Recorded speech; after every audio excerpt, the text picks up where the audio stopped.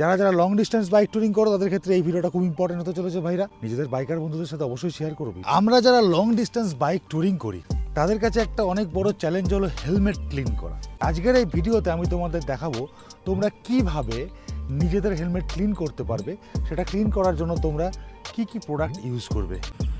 এটা হলো মোটুলের MC1 হেলমেটের exterior cleaner আর visor cleaner, আর এটা হলো মোটুলের MC2 হেলমেটের ইন্টেরিয়র ক্লিনার।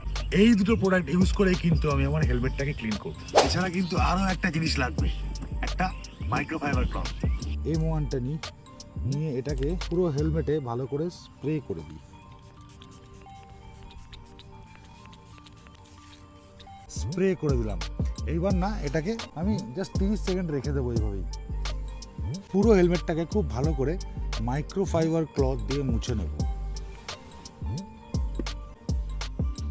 দেখো কত সুন্দর চমক দিচ্ছে এখন হেলমেটটা। হেলমেটের ভিতরটাকে ক্লিন করার জন্য আমি ইউজ করব এই মোটুলের M2 ইন্টেরিয়র ক্লিনার। এটা জাস্ট হেলমেটের ভিতরে স্প্রে করে দেবো। এটা কিন্তু একটা অ্যান্টি ফাঙ্গাল অ্যান্টি ব্যাকটেরিয়াল এফেক্টও রয়েছে। জাস্ট ভিতরটায় স্প্রে করে দিতে হবে।